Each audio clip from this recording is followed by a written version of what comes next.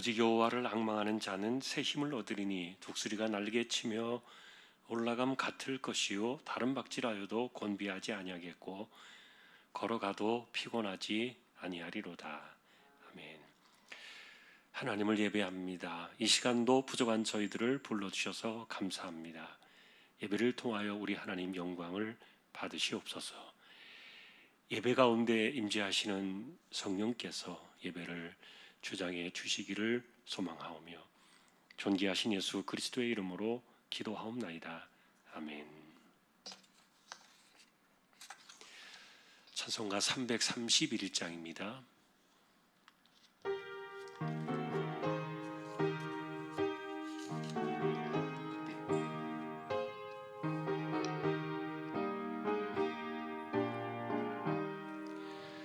영광을 받으신 만유의 주여 우리가 명령을 따르리다. 베푸시는 은혜를 감사히 알고 진실한 마음으로 섬기겠네. 구주의 은혜 주시는 대로 영원히 받들어 섬기겠네. 찬송하겠네 찬송하겠네. 생명을 주시는 구주로다. 구주를 높이고 잘 공경하여 온유한 마음으로 섬기리다. 주 예수 안에서 즐거워하며 충성을 다하여 섬기겠네.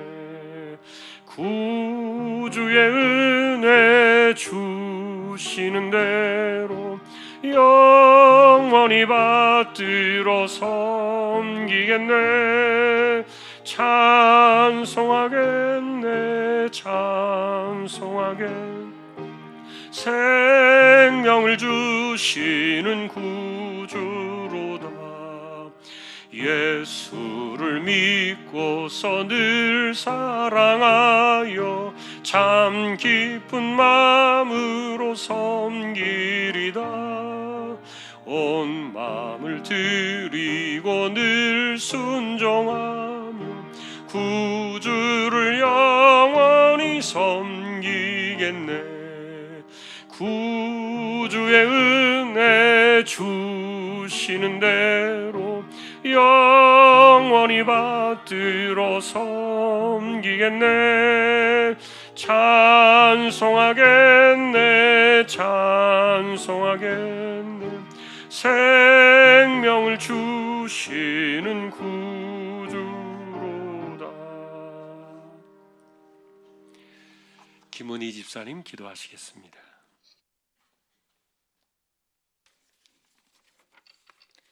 찬양과 경배 받으시기에 합당하신 여호와 하나님, 아름다운 가을을 주셔서 지쳤던 우리의 몸과 마음을 위로해 주셔서 주님 앞에 인도해 주신 주님께 감사와 영광을 드립니다. 한 주간 세상 속에 살며 잘못된 행동과 생각을 이 시간에 고백하오니 우리의 죄를 용서하여 주시옵고 늘 사랑으로 우리를 지켜주시며 자녀 삼아 주심에 은혜와 감사드립니다. 코로나로 힘든 직장인들과 사업을 하시는 모든 분들의 이 위기를 잘 이겨나가도록 힘을 주시옵시고 또 공부하는 모든 주님의 자녀들 지혜를 주셔서 잘 이해하며 지식이 커지기를 기도드립니다. 하나님, 아픈 성도님들에게 힘을 주셔서 그 병을 잘 이겨나가게 승리할 수 있기를 간구합니다. 이 시간 말씀을 전하시는 목사님과 말씀을 듣는 모든 성도님들이 한마음이 되어서 은혜의 예배 시간이 되기를 주 예수 이름으로 감사드리며 기도드립니다. 아멘.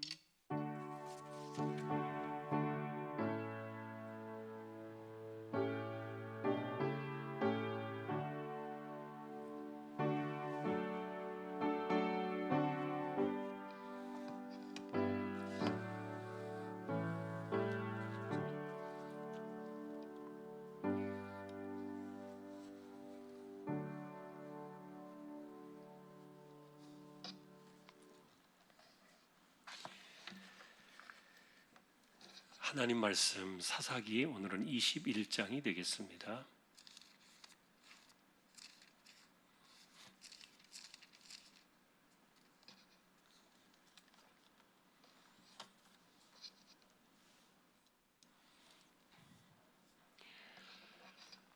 사사기 21장 한 절씩 교독하겠습니다. 이스라엘 사람들이 미스바에서 맹세하여 이르기를 우리 중에 누구든지 딸을 베냐민 사람에게 아내로 주지 아니하리라 하였더라.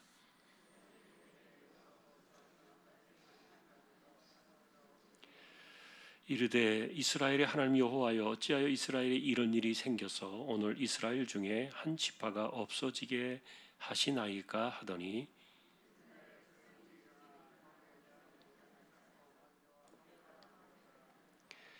이스라엘 자손이 이르되 이스라엘 온 지파 중에 총회와 함께하여 여호와 앞에 올라오지 아니한 자가 누구냐 하니 이는 그들이 크게 맹세하기를 미스바에 와서 여호와 앞에 이르지 아니하는 자는 반드시 죽일 것이라 하였음이라.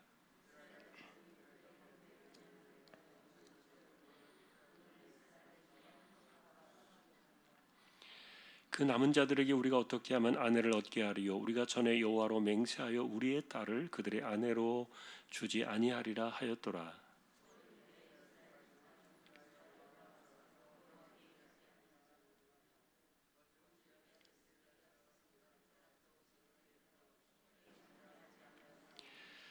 백성을 계수할 때 야베스 길르앗 주민이 하나도 거기 없음을 보았음이라.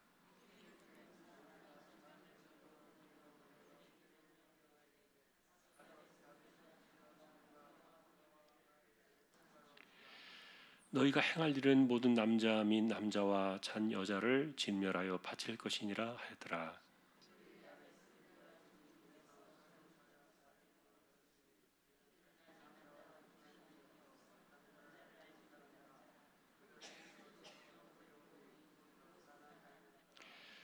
온 회중이 림몬 바위에 있는 베냐민 자손에게 사람을 보내어 평화를 공포하게 하였더니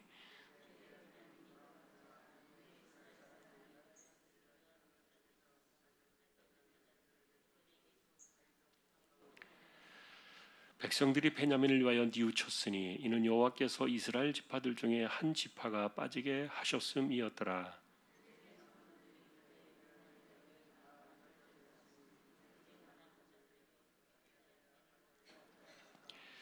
또 이르되 베냐민 중 도망하여 살아남은 자에게 마땅히 기업이 있어야 하리니 그리하면 이스라엘 중에 한 지파가 사라짐이 없으리라.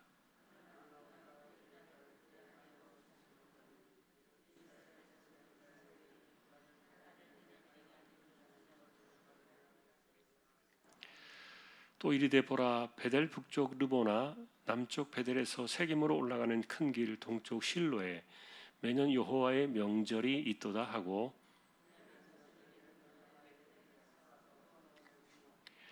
보다가 실로의 여자들이 춤을 추러 나오거든 너희는 포도원에서 나와서 실로의 딸 중에서 각각 하나를 붙들어 가지고 자기의 아내로 삼아 베냐민 땅으로 돌아가라.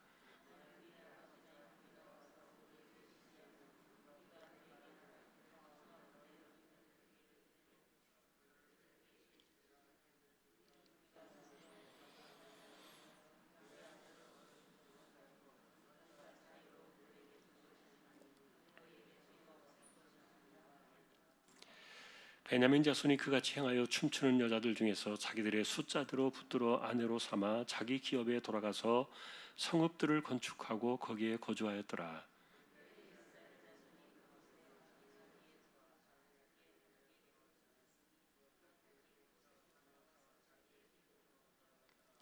같이 보겠습니다. 그때 이스라엘의 왕이 없으므로 사람이 각자 자기의 소견에 옳은 대로 행하였더라. 아멘. 예, 교회 소식은 주보를 보아주시면 되겠습니다. 36구역 구역 찬양으로 영광을 돌리겠습니다.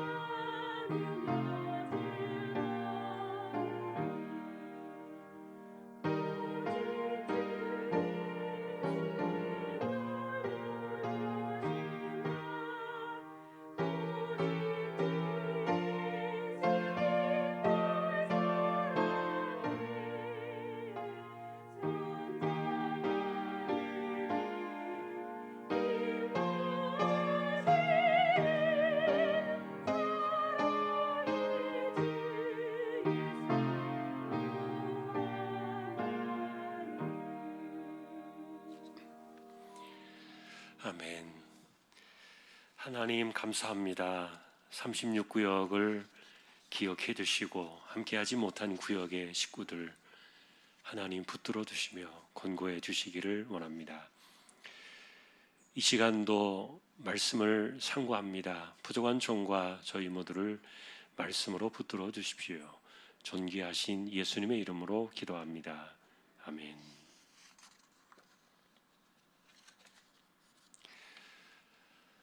350년의 사사 시대의 마지막을 이제 우리가 보게 됩니다.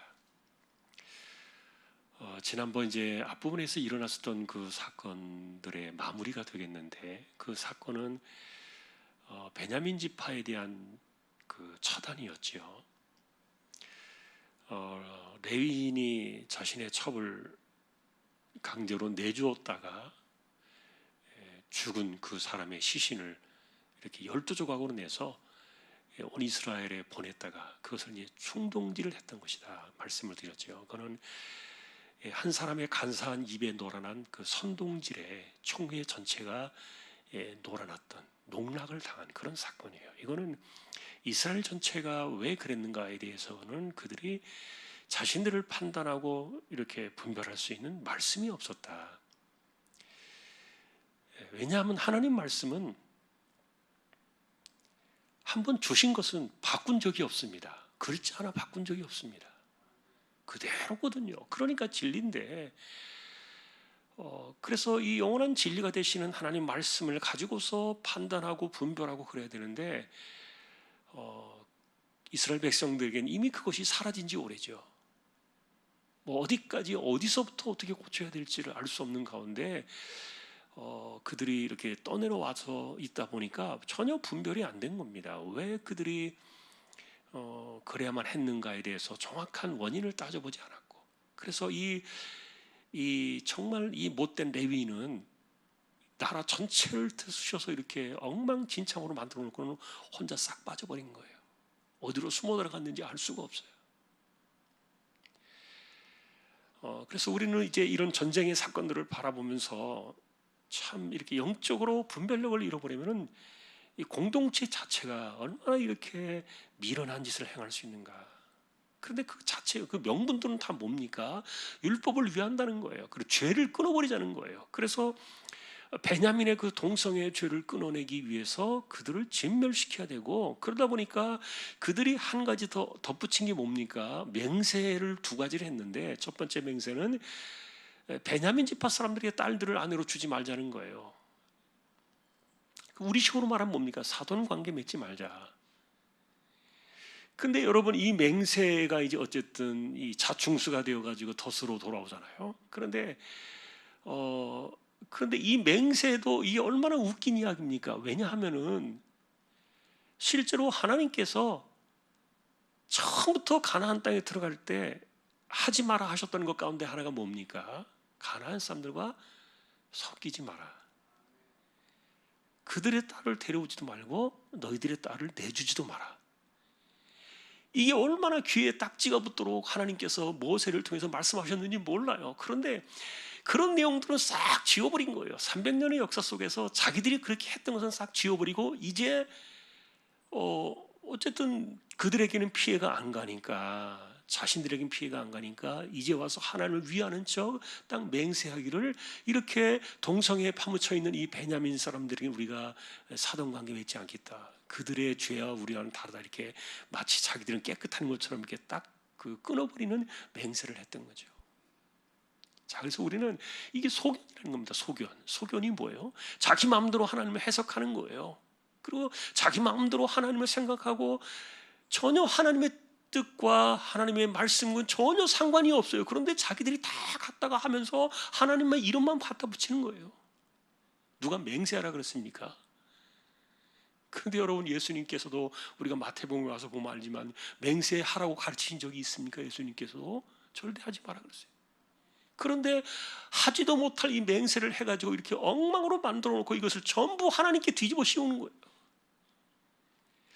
이게 여러분, 교회에서 일어날 수 있는 그런 사람들의 모습이라는 게, 이 신앙이 어긋나가고 말씀에 딱 그 분별력과 뿌리에서 딱 기준으로 세워지지 않으면 이런 식으로 사람이 나갈 수도 있다는 것들을 생각하는데, 자, 그런데 여러분, 우리가 이 맹세, 어쨌든 우리가 이 내용을 보면은 맹세가 아니라 할지라도, 맹세라는 말을 안 넣는다 할지라도 맹세 같은 말을 하는 분들이 있어요. 필연적으로 자기 뒤통수를 자기가 치는 거예요. 말 조심해야 됩니다. 왜냐하면 예를 들어서 우리가 나는 절대로 그런 거 안 해요 라고 이렇게 말하는 이런 것들이요, 그리고 자기 성향상 나는 내가 이건 절대로 안 해요 라고 하는 그런 것들이 얼마나 그게 자신의 발목을 잡고 언젠가는 자기 목을 조일지도 몰라요. 사람은요 아무것도 몰라요. 다시 말하면 원수였던 사람이 친구가 되기도 하고요, 친구였던 사람이 원수가 되기도 하고요, 그리고 나한테 독이었던 음식이 어느 날 나에게는 굉장히 나를 살리는 유익한 약이 되기도 하고요. 어떻게 알아요 그거를? 사람들이 하나도 판단할 수 없어요. 인간은 이 모든 것들을 결정하고 판단하시고 내시는 이는 하나님밖에 없고, 그리고 우리에게 그런 것들을 판단하게 하시는 이 성경을 우리에게 주신 것밖에 없기 때문에, 그런데 사람들이 이렇게 맹세는 뭐 절대로 아니지만, 요즘은 뭐 맹세 잘 안 합니다만, 그러나 금방 이야기했던 것처럼 맹세 같은 말을 하는 게 그게 얼마나 이 지금 우리가 보고 있는 21장의 이런 이 사람들의 이 자충수가 되는 우리에게 큰 교훈을 줘요. 그러니 여러분, 내가 죽도록 싫은 것도요, 언젠가는 죽도록 좋은 것으로 올 수도 있어요. 하여간 이렇게 이런 관계들이 지금은 내가 아닌 것 같지만, 지금은 내가 아니기 때문에 이 절대로 나 이거 안 볼 거야, 난 절대로 이거 안 먹을 거야, 이건 절대로 나하고는 상관이 없어, 이렇게 지금 그러기 때문에 이렇게 해놨는데 이게 뒤집어져 버린단 말이에요. 그 사람의 말은 그렇게 극단적으로 하면 안 돼요. 그게 진리를 훼손하는 성향이고요, 그게 일종의 맹세를 오용하는 자충수를 두는 그런 방식들이에요. 우리가 말을 쓸 때, 말을 표현하고 이렇게 사용할 때 그런 거 굉장히 조심해야 됩니다. 어쨌든 이 사람들이 두 개 맹세를 했잖아요. 첫째는 베냐민하고 사돈관계 맺지 말자, 딸 주지 마라. 그리고 또 하나의 맹세는 뭡니까? 누구든지 이 전쟁에 참여하는 이 40만의 이스라엘 백성들이 모였다 그랬잖아요. 그 2만 몇 명의 사람들, 베냐민을 응징하려고 40만 명이 넘는 사람들이 모였는데, 그런데 그때 이렇게 보니까 어쨌든 얼추 다 모였던 것 같아요. 그런데 그 사람들이 이제 자신들이 이게 어느 한 지파가 이렇게 뭐 어떤 감정이나 아니면은 잘못된 생각으로 이렇게 하는 것이 아니라 우리 전체가 다 움직이는 거다, 이런 것들을, 그러니까 다시 말하면은 혹시 잘못되더라도 문제가 생겨도 우리가 다 뒤집어 쓰자는 거죠. 뒤집어 쓰자는 말은 죄가 없다는 얘기예요. 이게 무슨 말인지 아십니까? 심리적으로 사람들은 그래요. 전체가 다 가면은 이게 이제 죄가 아닌 거예요. 무죄하게 돼버리는 거예요. 그게 진리가 돼버리는 거예요. 사람들의 심리는 그렇습니다. 그래서 몇몇 사람이 이렇게 일을 저질러 버렸으면 그 사람을 공격하고 정죄하고 판단하는 것은 쉽지만, 전체가 다 그래버렸으면 그 자체가 옳게 돼버리는 거예요. 그래서 이스라엘 백성들이 두 번째 맹세한 게 뭡니까?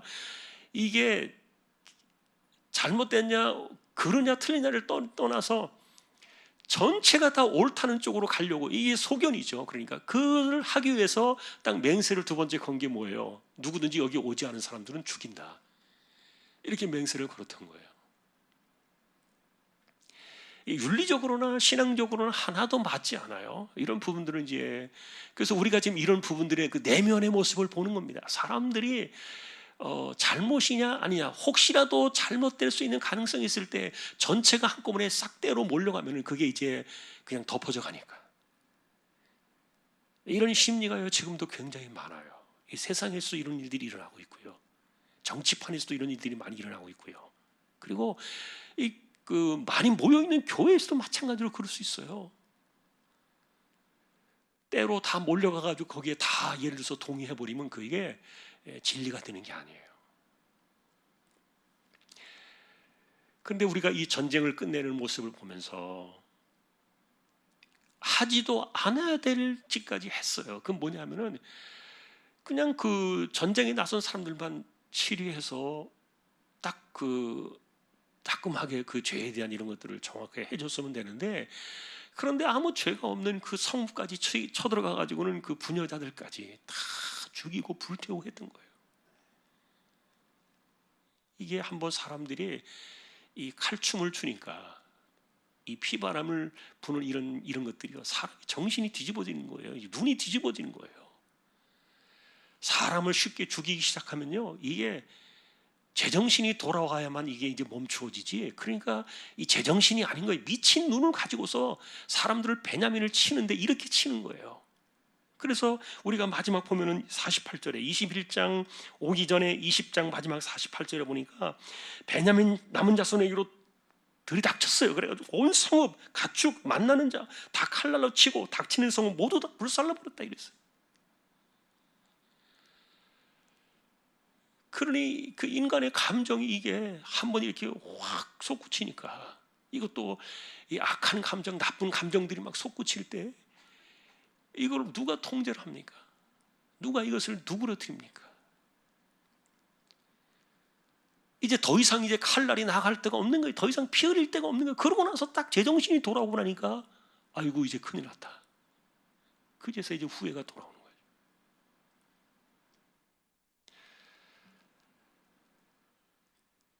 무슨 후회를 했습니까? 지파 하나가 사라져버리게 된 거예요. 베냐민 지파가. 남자 600명만 남았어요. 큰일 났어요. 이제 여자들도 없고 아이들도 없어요. 그 군인들 가운데 남아있던 600명만 남았는데 이 사람들이 지금 오돌오돌 떨면서 지금 그 리몬바이 쪽에 숨어가지고 나오지도 못하고 거기서 지금 넉 달째 이러고 있는데,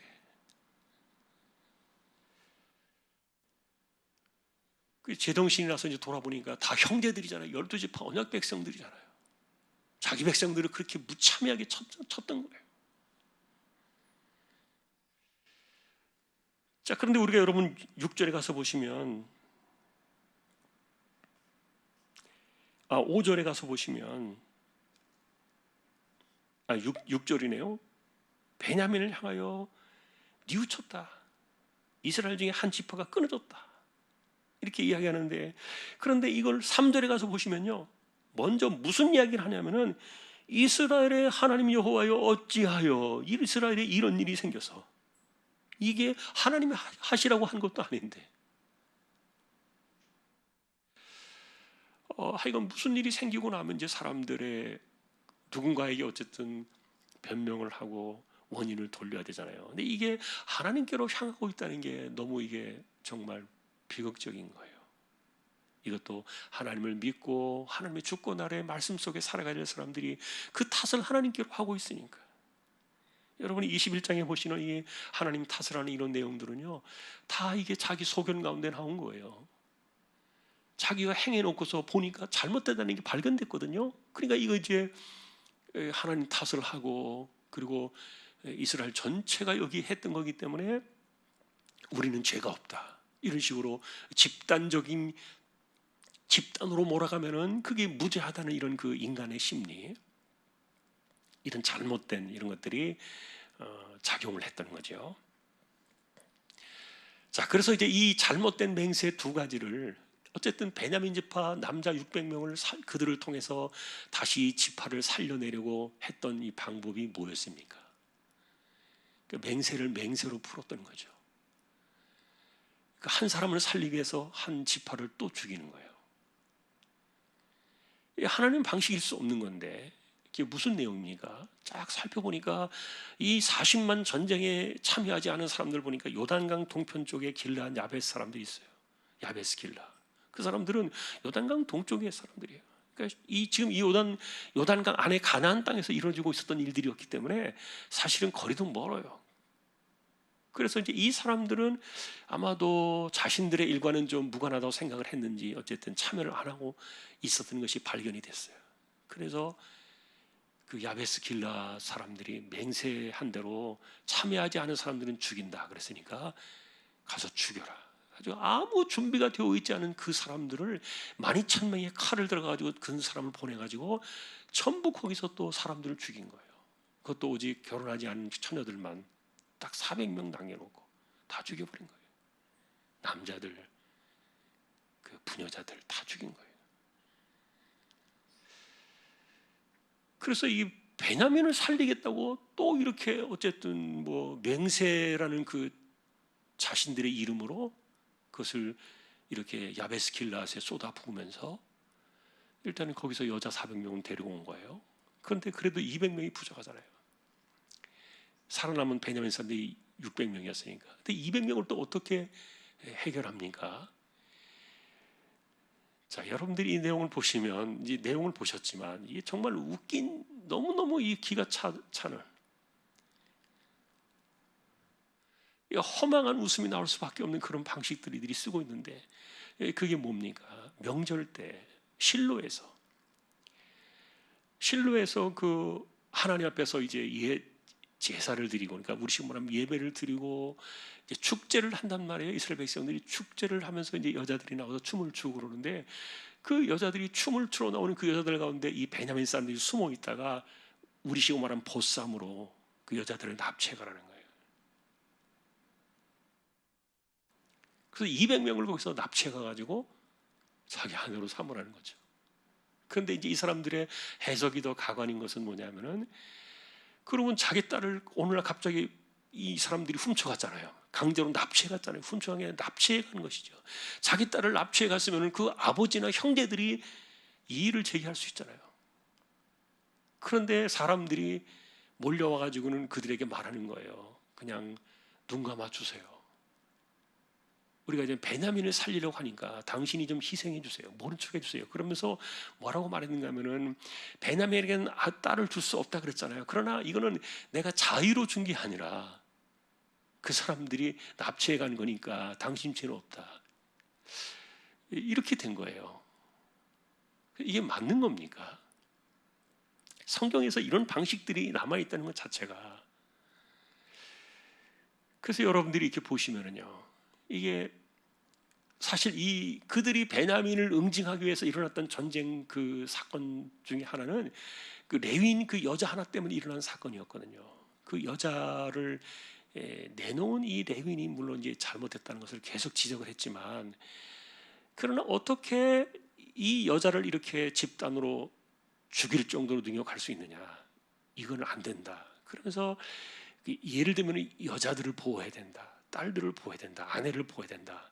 이런 그 명분들이 또 있었던 건데 그런 것들을 위해서 이 전쟁을 일으켰던 건데, 그런데 이제 또 이 베냐민 사람들 자기들이 죽여놓고 이들을 보호한다고 엉뚱한 사람들 여자들 200명을 또 희생시킨 거예요. 자기 의지와는 전혀 상관없이 그냥 납치해 간 거니까요. 그 납치해 간 거를 갖다가 강제로 데려가서 그렇게 하는 것을 이들이 전체가 허용해 버리니까. 그래서 여러분, 우리는 이제 이런 모습들을 보면서 이제 21장에서 나타나는 것 가운데 하나가, 무서운 것 가운데 하나가 맹세에 대한 오용 사건이 나오고요. 두 번째는 이 집단주의가 얼마나 무서운가를 보여줘요. 교회도요, 집단주의로 나가면 안 돼요. 이 세상에서 이 집단주의가 얼마나 무서운지 몰라요. 집단이 어떤 사람들을, 소수의 사람들을 매도하고 그들을 그냥 완전히 이렇게 매장시키는 것은요, 정말 아무것도 안 해요. 우리가 예를 들면 학교에서도 보통 말하는 왕따 그러잖아요. 왕따. 집단 왕따를 시키고 사람이 죽습니다. 그 아이들이 그 왕따에 시달려 가지고 자신의 목숨을 끊어요. 견디기 힘들어요.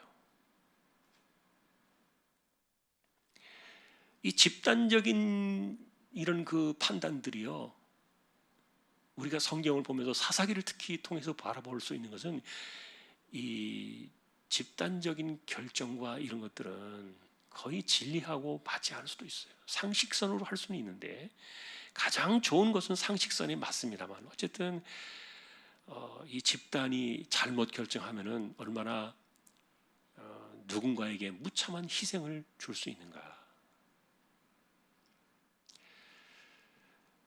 최근에 이제 우리가 코로나 이야기를 하면요, 저 코로나를 통해서 전 세계적으로 공통된 특징이 두 가지가 있었어요.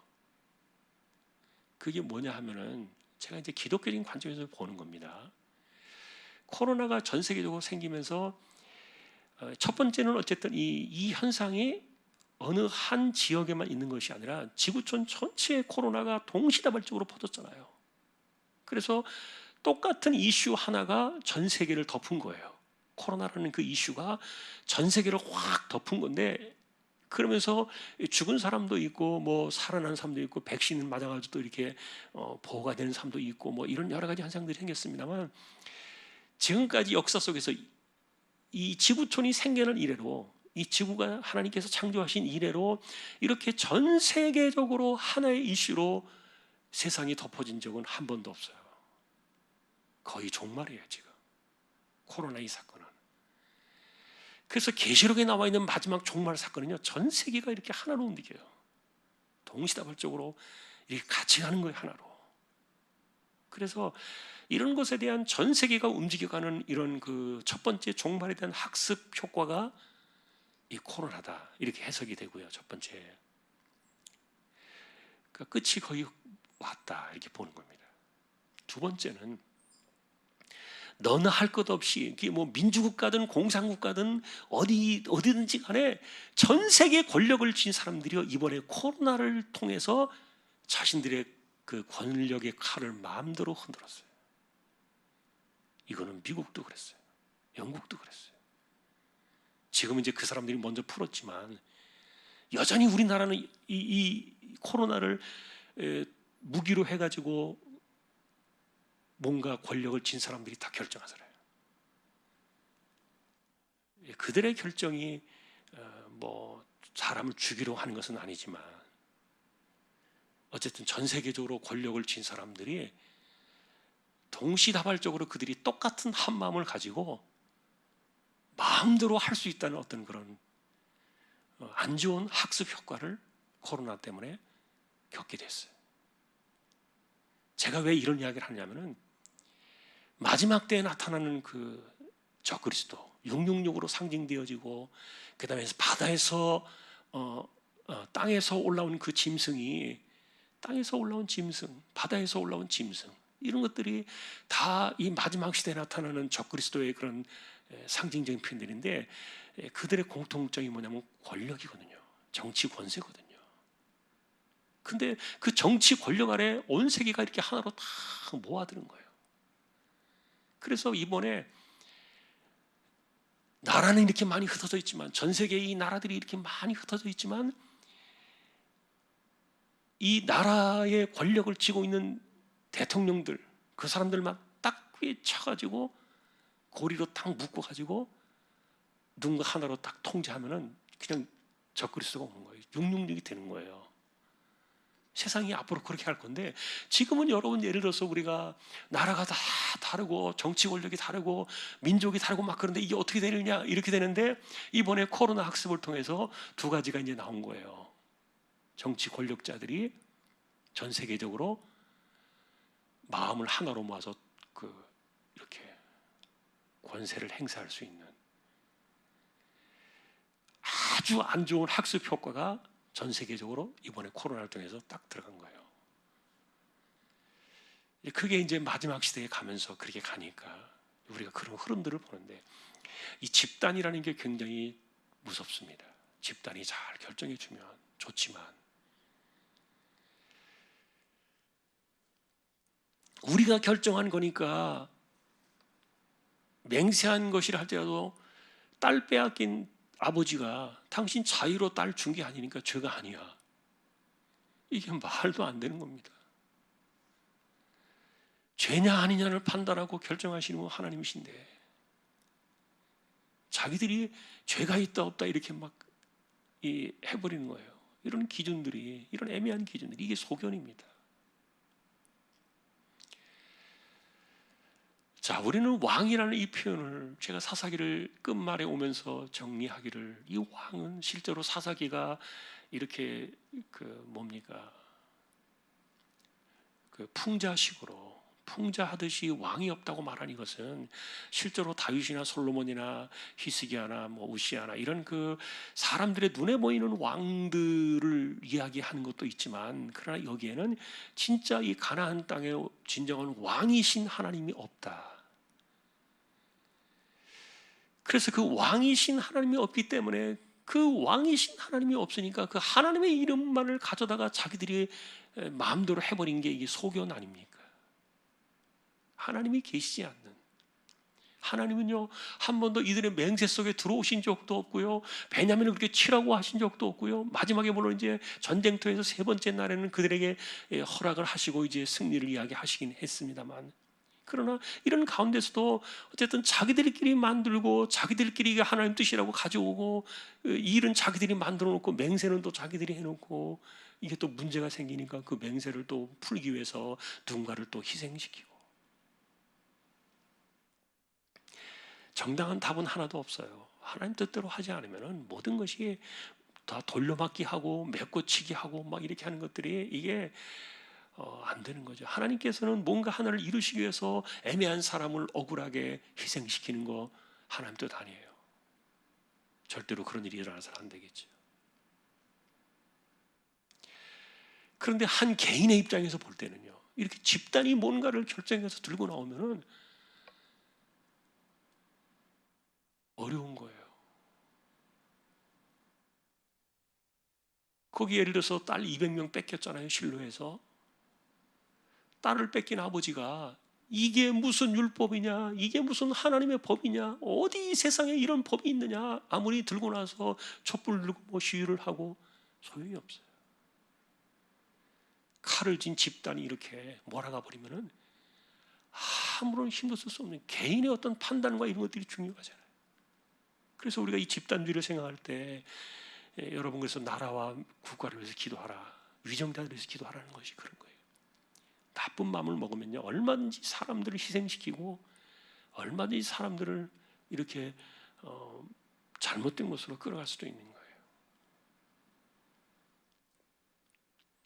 자, 오늘 이제 말씀을 정리해 봅니다. 첫 번째 중요한 것은 어쨌든 맹세 사건이었죠. 우리는 말 가려서 해야 돼요. 아까도 말했던 것처럼 우리에게 영원한 적도 없고 영원한 친구도 없어요. 인간은 원래 그래요. 그리고 내가 절대로 안 볼 거야, 죽을 때까지 그럴 수 없어요. 절대로 안 먹을 거야, 절대로 안 할 거야, 죽을 때까지 그럴 수 없어요. 인간은 그게 안 돼요. 불가능해요. 그게 마치 자신의 진리와 의를 세우는 것처럼 하나님 앞에서 모양은 그렇게 하지만 그게 뒤통수를 치고요, 자기 발목을 잡는 거예요. 그러니까 그것을 자기가 말하는 것을 자기가 또 해결하기 위해서 무언가를 또 희생시켜버리고 누군가의 그 대가를 치르게 하고, 옳지 않아요. 잘못된 이 맹세 한마디가 또 이렇게 일을 아주 심각하게 꼬아놓게 만들었던 거예요. 말 조심해야 돼요. 인간은 우리가 그렇게 할 수 없다는 것을 알아야 돼요. 좋은 것이 계속해서 좋은 게 아니다. 싫고 나쁜 것이 계속해서 싫고 나쁜 게 아니다. 사람의 감정은 그럴 것 같아도 절대로 그럴 수 없어요. 안 되는 거예요.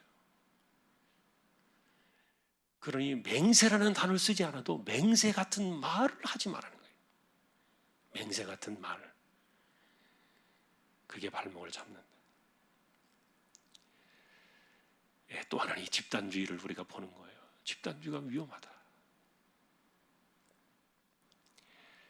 그래서 집단이 다 뭉쳐가지고 사람들이 다수가 결정하면 거기에 참여하면 그게 진리가 돼버리는, 이게 세상에 아주 무서운 오류예요. 함정이에요. 그런데 또 한편으로는 이렇게 집단이 몰려가면은 내가 아무리 옳다고 해도 혼자 아무리 발버둥을 치고 아니야 그래도 이게 안 되는 거예요. 소용이 없어요.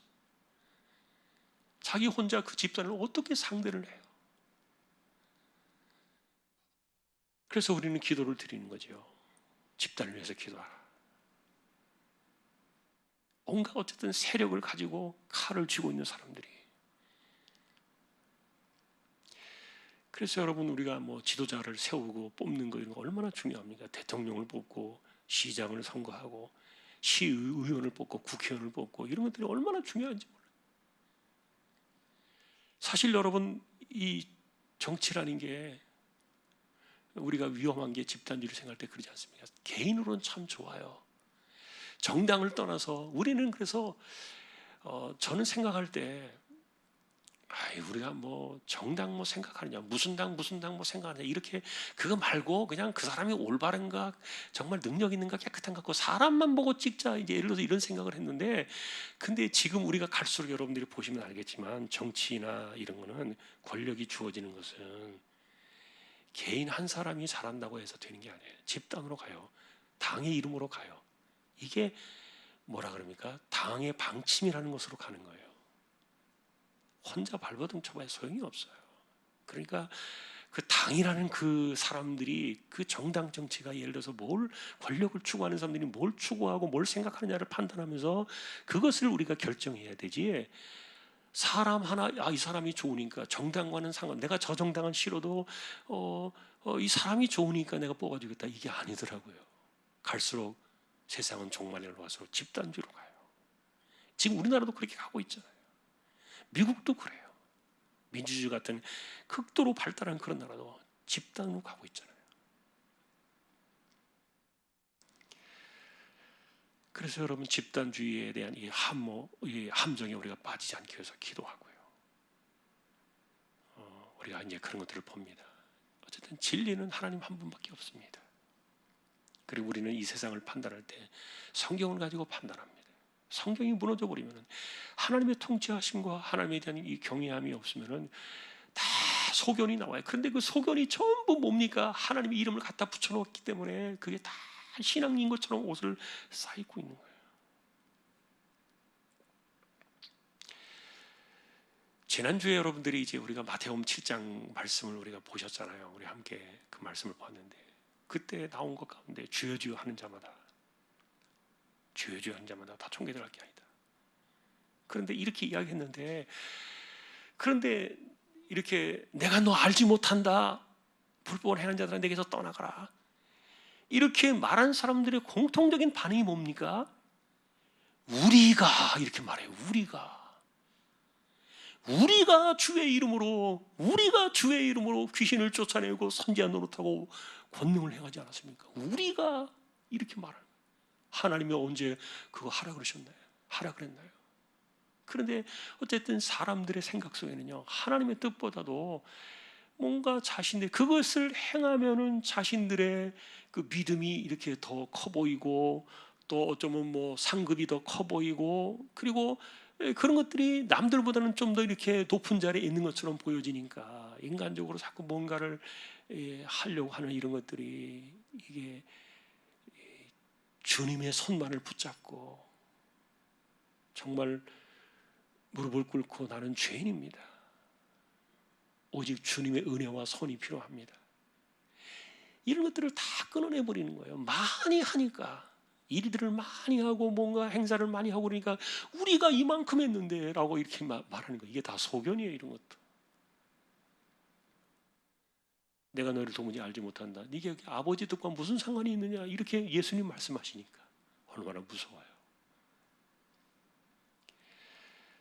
하나님이 계시지 않는, 왕이 없는 그 시대는 이렇게 인간의 소견이, 그것도 껍데기만 하나님의 이름, 주님의 이름만 이렇게 갖추어 있을 뿐이지, 이런 엉터리가 많다. 복음을 우리는 잘 판단해야 됩니다. 오늘 우리는 이 말씀을 기억하면서 하나님만이 영원한 진리시다, 하나님만이 영원한 우리의 왕이시다, 그 말씀을 기억하며 승리할 수 있는 우리 모두가 되시기를 주님의 이름으로 축원합니다. 338장입니다.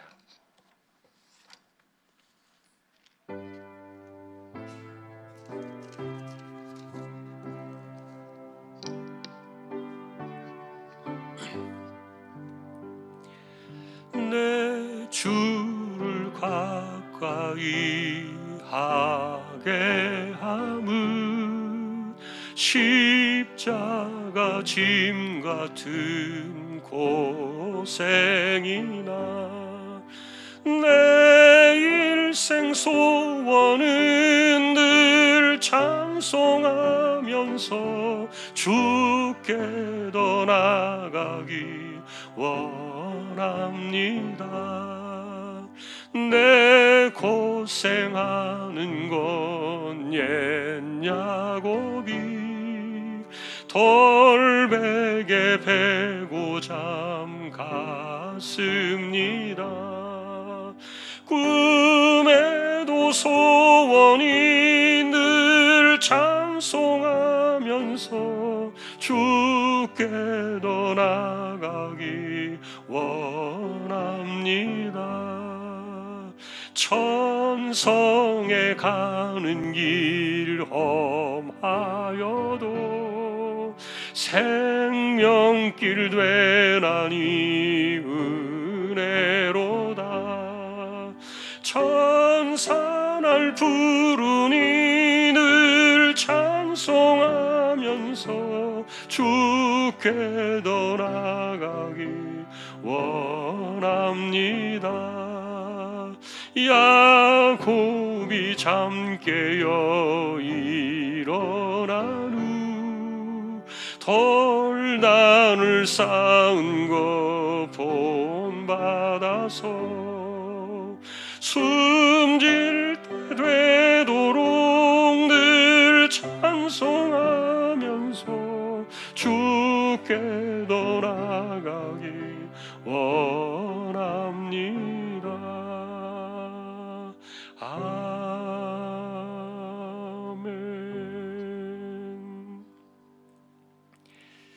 하나님, 오늘도 사사기를 들여다보면서 우리가 이 땅에서 혹시라도 잘못할 수 있는 부분들이 있는가를 우리가 거울로 삼고 성경을 통해서 우리가 교훈을 받습니다. 사람의 말이 이렇게 극단적으로나 결정적으로 맹세와 같이 할 수 있는 그런 존재가 우리 인간이 아님을 우리가 기억하고, 말을 함부로 할 때 그것이 결국 내 인생의 발목을 잡고 자충수로 돌아오는, 이것이 인간의 연약한 허물이고 그리고 또 무지한 인생임을 기억하며 우리가 이 땅을 살아갈 때 우리는 하나님 앞에서 언제나 이렇게 극단적인 말을 삼가고 맹세는 절대로 하지 마라 하셨던 주님 말씀을 기억하며, 오늘도 우리가 하나님 앞에서 하나님이 허락하신다면 이것도 좋고, 내가 싫을지라도 하나님께서 말씀하시면 내가 그것을 또 좋아할 수밖에 없고, 내가 기준이 되는 것이 아니라 하나님이 기준이 되셔서 하나님 말씀하시는 대로, 그리고 하나님이 이끄시는 대로 순종하며 살아가는 우리 모두 되게 해주십시오. 집단주의가 얼마나 이렇게 무서운가를 봅니다. 자기들의 말을 듣지 않았다고 길르앗 야벳 사람들을 이렇게 무참하게 참살을 하고, 사람들을 무자비하게 뺏어갈 뿐만 아니라 또 마음대로 이렇게 자기들이 만들어 놓고 또 여자들을, 예배하러 나온 사람들을 이렇게 납치해서 합법화시키고, 이런 그 집단주의의 결정들이 한가할 수 없는 이런 모순과 위험한 덩어리들을 바라보면서 오늘도 우리가 이 세상을 생각할 때 집단주의를 이끌어가는 권력들을 위해서 기도할 수밖에 없고, 그들이 잘못된 것과 잘못된 길로 간다면 한두 사람이 손든다고 해서 되는 것이 아님을 우리가 바라볼 때 정말 바르게 지도자들이 세워지고 바르게 위정자들이 이 권력을 잘 쓸 수 있도록 우리가 더 많이 기도하고 우리가 영적인 시각으로 잘 판단하여 바라볼 수 있도록 은혜를 더하여 주시기를 원합니다. 코로나의 이 시대를 지나고 있습니다. 정말 주님께서 언제 오실지 알 수 없는 이런 마지막 때를 살아가면서 우리가 좀 더 바르게 설 수 있도록 지켜주시고, 무엇보다도 지금 지나고 있는 이 코로나의 비가 여전히 쏟아지고 있는데 무탈하게 지켜주시고, 또 백신을 계속해서 이것을 맞아야 되는가에 대한 불안감도 있는데 하나님 긍휼히 여겨주셔서 어떻게 해야 될지 간섭해 주시고 우리 모두에게 지혜를 더하여 주시기를 원합니다. 이재용 집사님, 최태경 청년, 신비한 집사님, 조인성 청년, 김한술 청년, 백형래 집사님, 조말순 집사님, 연약한 이들을 붙들어 주시고 암 치료하시는 분들 몸을 붙드시며 강건하게 하시고 또 새 힘을 더해 주십시오. 연세 많으신 분들 기력을 더하시고 맑은 정신 총기가 흐려지지 않게 하여 주옵소서. 우리 주왕의 식구들 어디에서 무엇을 하든지 이 세대 가운데 무탈하게 지켜주시고 열심히 살아가는 삶의 현장에 하나님께서 열매를 주시고 우리의 삶의 근원이 마르지 않도록 은혜를 내리시며 또 복음을 위해 나가 있는 선교지의 주님의 종들과 개척된 교회와 보내신 주님의 종과 이 땅에 세워진 하나님의 나라와 백성들, 그리고 온 세계 가운데 믿음으로 살아가는 하나님의 종들, 21명의 우리 입시를 준비하는 자녀들도 기억하여 주시고 우리 모두를 붙들어 주시기를 원합니다. 이 세대 가운데 왕이신 하나님이 계시지 않을 때 인간의 소견이 얼마나 이렇게 자충수를 두고 얼마나 위험한가를 생각하며 우리는 왕이신 하나님께로 돌아가는, 그것만이 우리의 감정과 우리의 말과 맹세까지도 결정하는 진정한 하나님의 백성이 되기를 다시 한번 주님의 이름으로 간절히 기도하오며 우리 주님 예수 그리스도의 은혜와 하나님 아버지의 사랑과 성령님의 감화, 감동, 위로, 인도, 교통, 충만하심이 오직 하나님만 순종하여 이 세대를 분별하고 기도하며 승리하기를 원하는 우리 모든 심령들, 주왕의 가족들 위해 이제로부터 영원까지 함께 있을지어다. 아멘.